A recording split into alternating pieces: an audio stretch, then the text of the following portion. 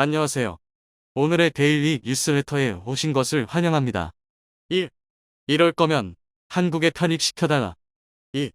한국의 기술이 세계를 선도합니다. 3. TSMC의 참혹한 실패. 한번 진실을 알아봅시다.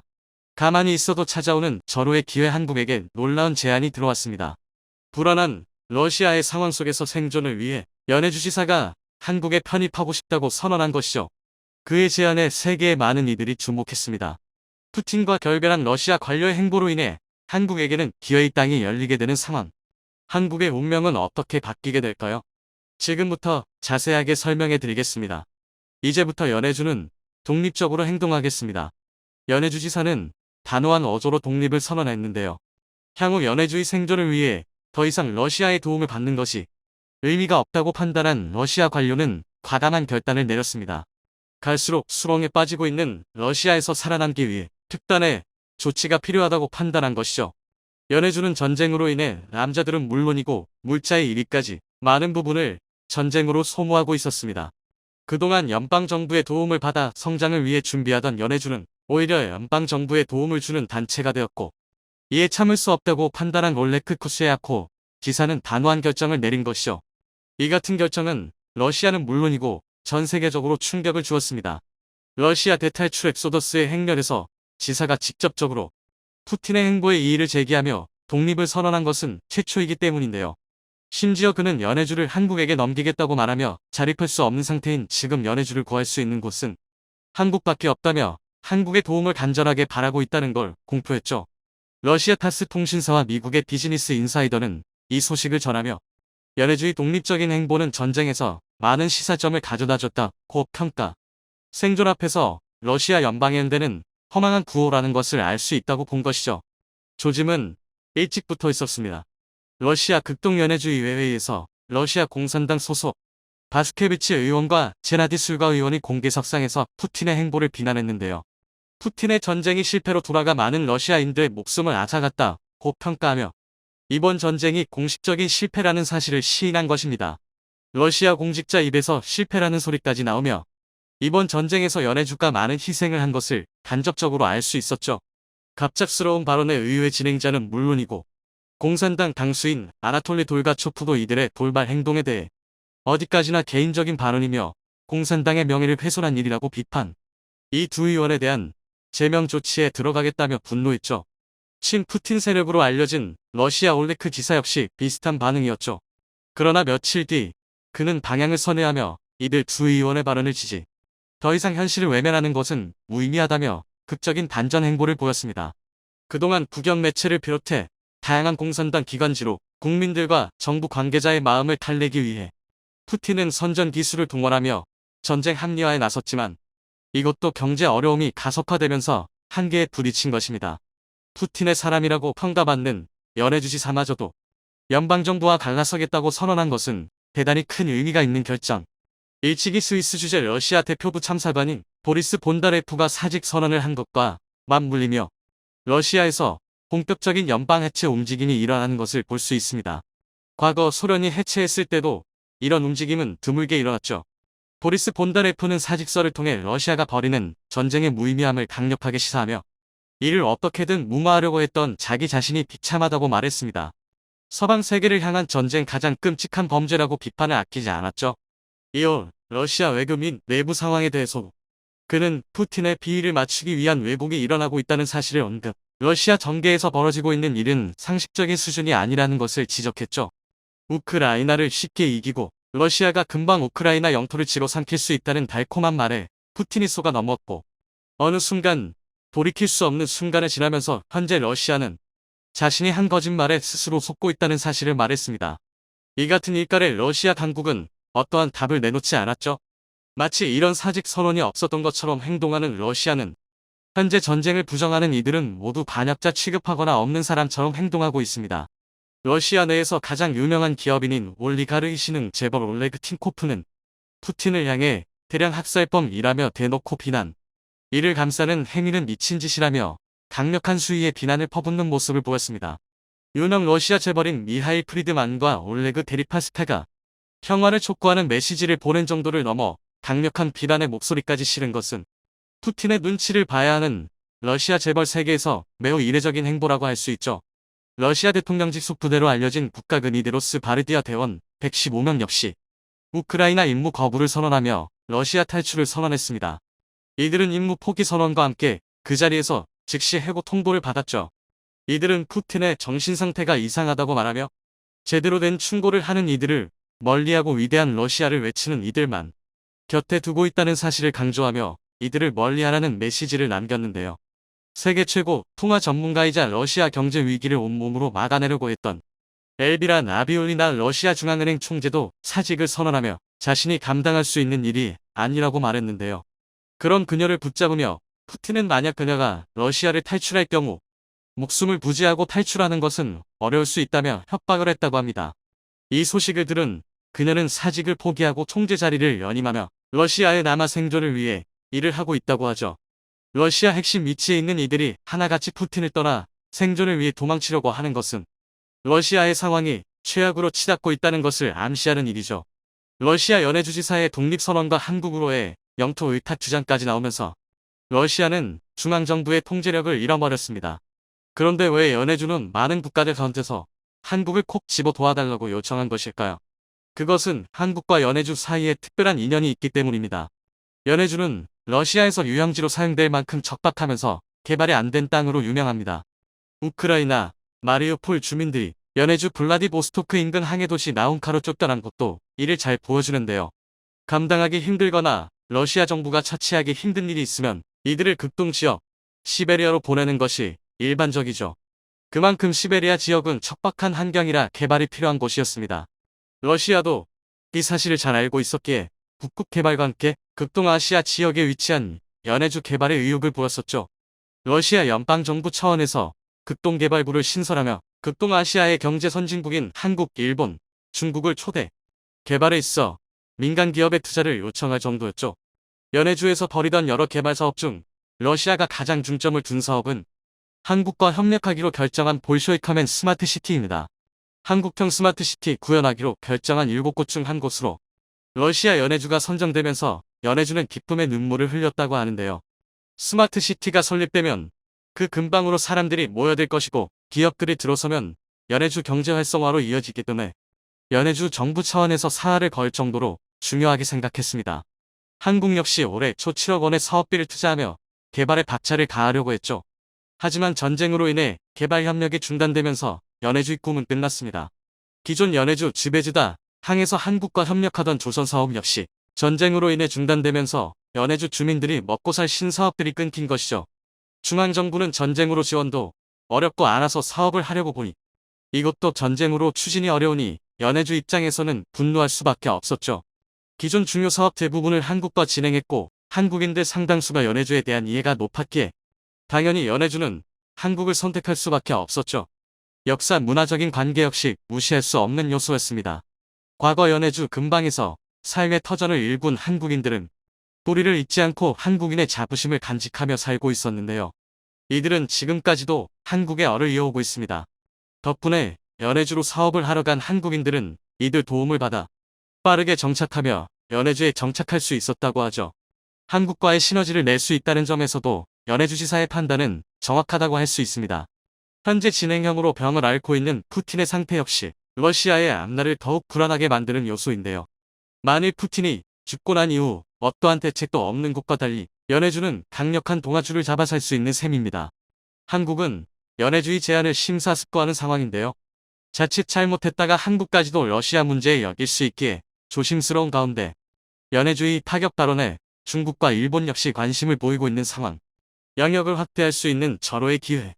잃어버린 강역을 되찾고 영토 확장의 기회 앞에서 한국의 선택을 존중하며 부강한 국가로 거듭나길 기원해 보겠습니다. 구글이나 삼성의 최종 완성 전 단계의 양자 컴퓨터를 개발하게 됩니다. 최종 완성은 용이 컴퓨터 안으로 들어와서 완성하게 되는데 이 양자 컴퓨터가 시공을 초월하는 차원이기 때문입니다. 삼성의 성공과 미래는 이미 정해져 있다고 봅니다. 한국의 기술 발전을 견인하고 있는 삼성. 삼성이 TSMC를 따라잡을 수 있는 것은 기술력 외에는 없습니다. 그것도 비슷한 기술로는 TSMC의 고객이 움직이지 않습니다. 누구나가 인정할 만큼 압도적인 기술로 양산을 해야 그들을 몸찍일 수 있습니다. 삼성은 원활화 산업 수물의 문제로 기존 퀄컴과 엔비디아의 일부를 TSMC에 옮겨주었습니다. 나중에 다시 일부를 찾기는 했지만 TSMC가 4, 5나노 공정에서 수를 문제가 별로 없었던 점에 비하면 사실 완패한 셈이나 마찬가지입니다. 그것은 즉 신뢰성의 틈이 더 벌어진 것과 같습니다. 팹리스들이 가격 차이가 있어도 더 안전한 곳에서 제품을 만들고 싶어하는 이유는 제품을 접한 고객들에 대한 신뢰 때문입니다. 제품 판매 후 문제가 있다는 빅얘기를 듣고 싶어하지 않는 것은 뼈도 같습니다. 무조건 싼 가격으로 대량 판매를 한 뒤 사라지는 그런 중국 기업이 아닌 다음에는 품질에 대해 신경을 쓰지 않을 수 없습니다. 삼성 파운드리가 3나노미터 양산에 돌입했다고 해도 아직 TSMC 고객들 삼성 파운드리 쪽으로 잘 움직이지 않는 이유는 신뢰성 때문입니다. 언론에서 얘기하는 기술 유출에 대한 염려건이 아니라 수물과 혹시나 생길 수 있는 문제 때문입니다. 따라서 그들 고객들을 움직이게 하려면 TSMC에 비해 확고한 기술적인 우위를 보이면서 신뢰를 찾아야 합니다. 따라서 세계적인 신뢰를 받고 있는 TSMC를 꺾기 위해서는 압도적인 기술력이나 또는 비슷한 기술력으로 비교가 안 되는 저렴한 가격이 아니면 어렵습니다. 또한 삼성 파운드리와 가까운 기업들이 삼성 3나노미터를 적용한다고 해서 당장 삼성 파운드리로 옮겨 타지 않고 일단은 시장에서의 평가를 듣고 움직이려고 하기 때문에 시간적으로는 오랜 시간이 걸릴 수도 있습니다. 기술력을 발휘해 TSMC가 생산하는 제품보다 훨씬 좋은 고성능, 저저전력, 초소형 반도체를 만들 수 있어야 TSMC의 고객들이 삼성 파운드리로 움직이게 할 수 있지. TSMC와 대등한 기술을 갖춘 수준에선 순수 파운드리 업체인 TSMC를 이기는 게 쉽지 않다는 게 반도체 전문가들의 공통된 의견입니다. 따라서 삼성전자 관계자나 반도체 전문가들은 2나노와 1.4나노미터에서 삼성의 완전한 기술력을 증명하면서 TSMC에 비해 계속 앞서 나간다면 그때부터 즉 2025년부터 1위 탈환에 대한 진검승부가 시작될 것으로 봅니다. 무조건 기술력에 완벽하게 앞서가야 합니다. 우선 삼성전자의 기술력이라고 한다면 메모리 반도체를 들 수 있습니다. 애플은 다른 부분은 TSMC에 하청을 주고 있지만 메모리 반도체 시장에서는 다릅니다. 스마트폰 시장에서 삼성전자와 애플은 세계 1위를 놓고 치열하게 경쟁하지만 애플은 삼성전자로부터 디램, 랜드 플래시 같은 메모리 반도체를 받습니다. 물론 다른 삼성전자의 경쟁 업체도 있지만 품질을 따지는 애플의 1순위는 가격이 가장 비싼 삼성전자입니다. 그것은 자신들의 경쟁사라고 해도 삼성전자의 메모리 반도체는 믿을 수 있는 신뢰 때문입니다. 현재 3나노미터 공정에서는 삼성 파운드리가 6개월 먼저 양산에 들어갔습니다. 조선은 어제 기사에서 TSMC가 3나노미터 양산에 돌입했다고 하는데 관련 근거가 없습니다. TSMC가 3나노미터 양산에 돌입하면 대만 언론에서 가만히 있을 리가 없습니다. 2020년 6월 반도체 업계에서의 화두는 3나노미터 공정 기술에서 가게이트 오라운드와 핀펫 성빈 FET의 차이였습니다. 당시 핀펫 구조는 5나노미터 공정까지 4나노미터 공정까지는 활용할 수 있다고 봤지만 3나노미터 공정부터는 힘들다고 판단하고 있었습니다. 그러나 삼성 파운드리와 달리 TSMC는 3나노급 공정에서도 누설 전류 문제를 감수하면서 GAA 대신 핀펫 구조를 적용시키면서 고전하고 있습니다.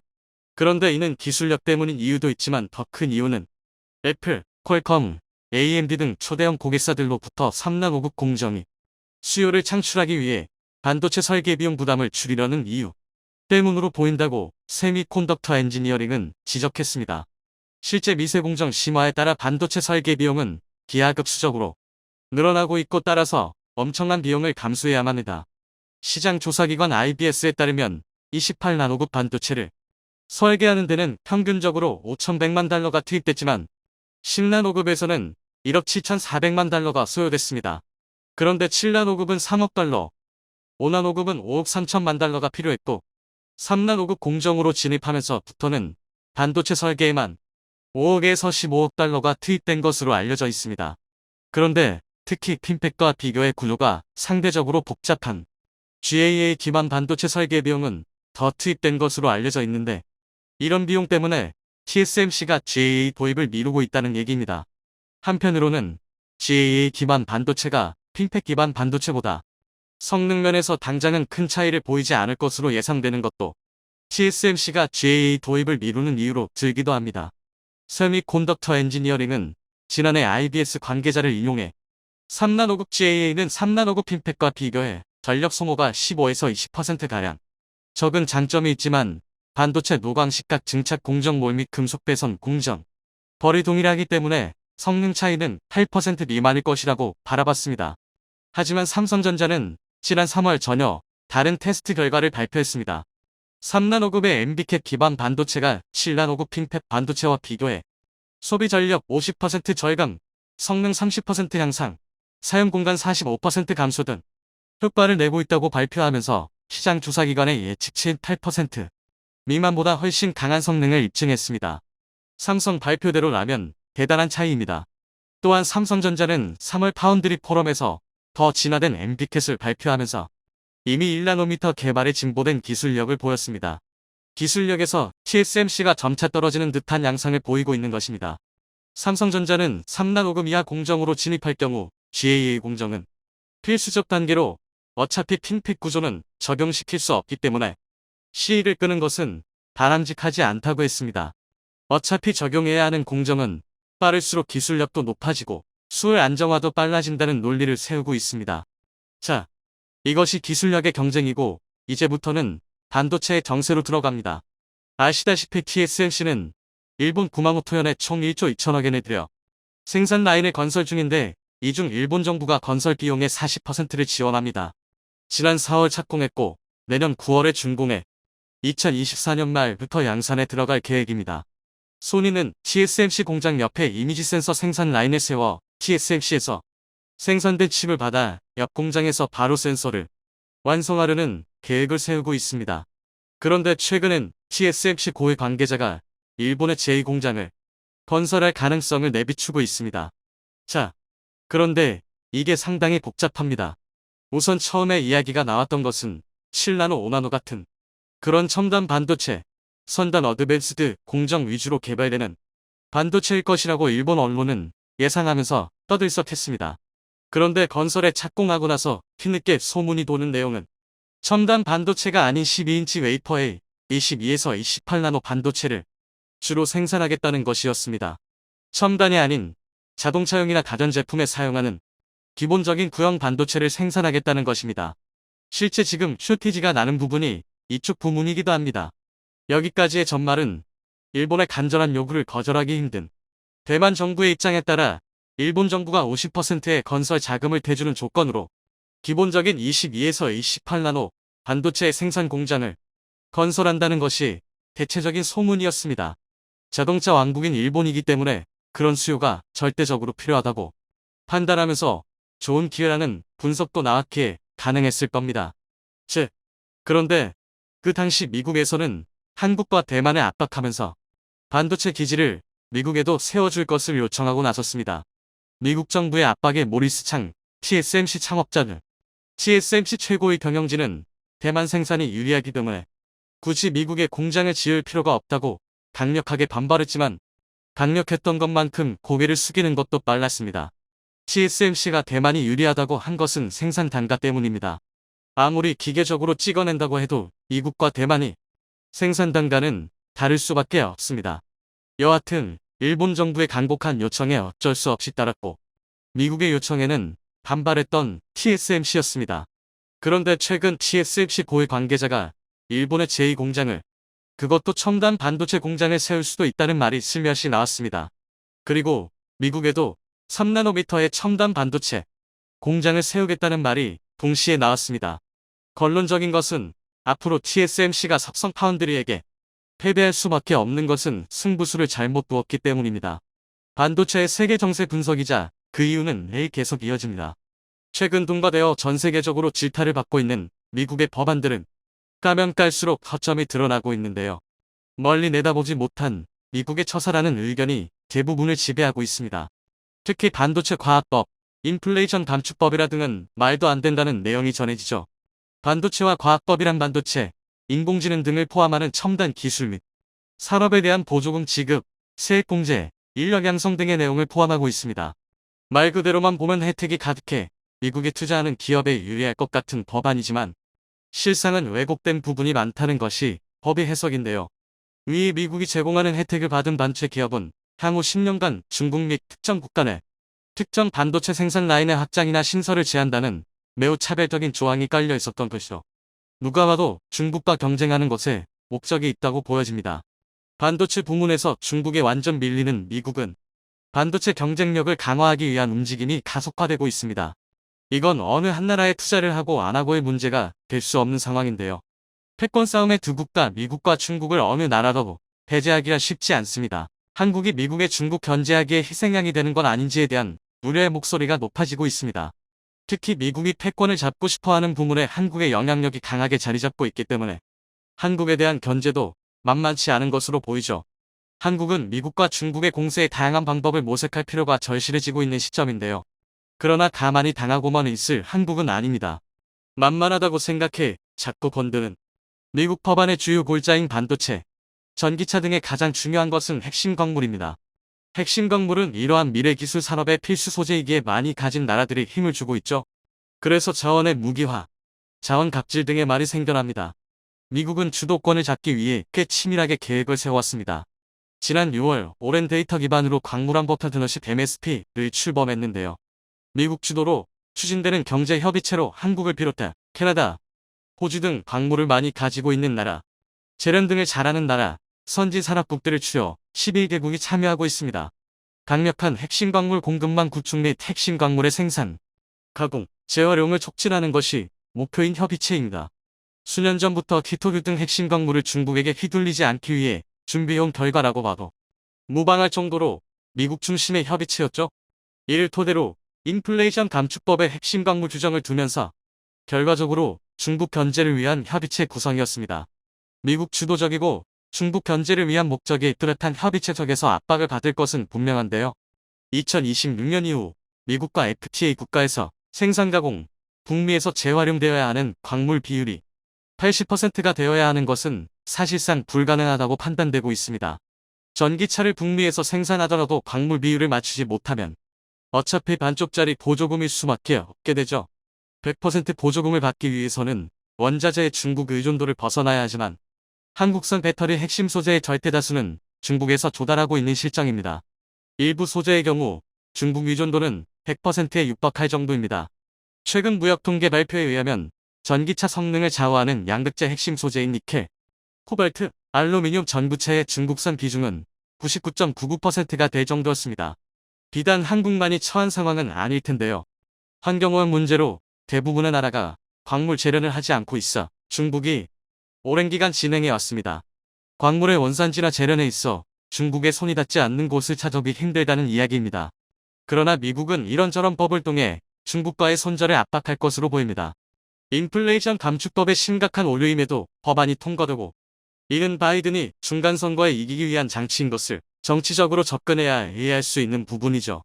반도체 분야에서도 중국을 배제하기란 쉽지 않습니다. 중국은 전 세계 반도체 수요의 60에서 70%를 차지하고 있는 최대 소비자 역할을 하고 있습니다. 이런 상황에 중국 시장을 배제한다는 것은 매출이 그만큼 감소한다는 뜻인데 이는 미국 내 반도체 시장에도 지대한 영향을 줄 것입니다. 그래도 반도체 분야의 한 축을 깨고 중국 시장을 배제하기 위해서는 한국에 대한 압박이 거세질 것은 분명하죠. 전기차와 반도체 부문에서 한국에 대한 압박이 거세지는 시점에서 한국의 행보는 그 어느 때보다 중요해졌습니다. 한국 반도체의 대표적인 기업인 삼성은 이에 맞서 최근 행보를 달리하고 있는 모습인데요. 메모리에 치우친 사업 구조를 보완하기 위해 암인수에 적극 나설 것이라는 전망이 나오고 있습니다. 암은 영국에 본사를 둔 반도체 설계 자산 IP 기업입니다. 그런데 삼성의 암이 수전의 초미에 관심이 집중되어 있죠. 삼성이 암을 인수하게 되면 그 파장과 반도체 분야의 지각 변동이 예고되고 있기 때문인데요.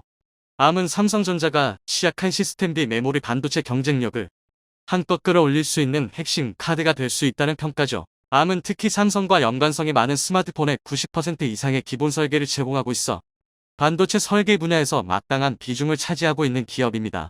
삼성과 인수합병이 됐을 때 시너지를 더욱 발휘할 수 있는 곳입니다. 그렇다 보니 안 그래도 견제하는 세력이 많은데 더 큰 반대에 부딪힐 수밖에 없습니다. 최대 인수액은 100조 원에 달할 수 있다는 예상이 나오고 있으나 안보회사인 소프트뱅크가 자금 확보에 어려움을 겪는 상황인 만큼 인수가는 조정될 수 있다는 전망입니다. 때문에 삼성이 의지만 있다면 암을 인수하는데 어려움은 없을 것으로 보이는데요. 삼성은 계속해서 의미 있는 인수합 병마에 있을 것이라고 언급하기도 했으며 3분기 실적이 대만 TSMC와 격차가 벌어진 상태로 돌파구를 찾고 있는 상황입니다. 또한 시스템 반도체 분야를 키우려는 의지를 계속해서 표명해왔습니다. 소프트뱅크 손정혜 회장이 10월 방안을 목전에 두면서 재무 분야의 전문가를 영입하는 등 만만의 준비를 하는 것으로 알려졌습니다. 그러나 삼성의 단독 인수는 주변국들의 반대가 상당할 것으로 예상되는데요. 단독 인수의 경우 미국과 영국 등 각국 규제 당국의 마심사를 받아야 하는데 심사 과정에서 불발될 가능성이 농후합니다. 앞서 2020년 암을 인수하려 했던 미국 엔비디아가 독과점 이슈를 극복하지 못하면서 심사를 통과하지 못해 인수가 무산된 경우가 있었죠. 더욱이 세계 반도체 시장 1위 사업자인 삼성전자일수록 규제 당국과 경쟁 기업의 반발이 심할 것으로 보이는 상황입니다. 반도체 부문의 패권을 차지하고자 법안 및 각종 규제를 마련하고 있는 미국의 반대는 더욱 심해질 것이 유력하기에 이에 대응할 수 있는 전략을 세워야 할 텐데요. 미국은 누구보다 삼성의 힘이 커지는 것을 견제하고 있습니다. 암과 주로 상대하는 미국 기업의 회사의 정보가 삼성에 들어가는 것과 마찬가지이며 삼성과 경쟁 관계에 있는 애플도 암에서 설계받고 있기 때문입니다. 이처럼 미국 반대에 부딪혀 암 인수는 난항을 보일 것이 불보듯 뻔하죠. 가장 적절한 대안은 단독 인수가 어려울 경우 SK하이닉스, 인텔, 럴컴과의 컨소시엄 형태로 인수를 추진하는 것입니다. 삼성전자가 단독 인수에 올라 고성능 시스템 반도체 기술 확보에 유리해지면 애플과 퀄컴, 미디어텍 등 경쟁사들이 강력하게 반발의 문제를 제기할 가능성이 매우 큰데요. 그 대안으로 삼성전자가 소프트뱅크에서 암 지분을 소규모로 인수해 협력 관계를 재확인하고 소프트뱅크의 자금 확보를 돕는 것으로 삼고 있습니다. 또한 삼성전자가 SK하이닉스, 인텔, 퀄컴 등 글로벌 대형 반도체 기업과 함께 컨소시엄을 구성하고 암 공동 인수에 나설 가능성도 거론되고 있습니다. 미국은 반도체, 전기차 부문에서 패권을 차지하기 위해 동맹 관계의 국가들을 압박하고 있는 모습인데요. 결국 자신의 중간 선거에서의 지지의 회복 등의 이익을 위해서는 이미 동맹 관계는 없어 보입니다. 소프트뱅크 손정혜 회장은 삼성 이재용 부회장과의 만남에 앞서 전략적 협력 방안을 논의할 것이다라며 의지에 부풀어 있는데요. 적절한 합의책을 찾아 미국의 한국이 결코 쉬운 상대가 아님을 각인시켜야 할 때입니다. 영상이 도움이 되셨다면 구독과 좋아요 부탁드리며 오늘도 감사합니다. 최고로 멋진 하루 보내시길 바랄게요.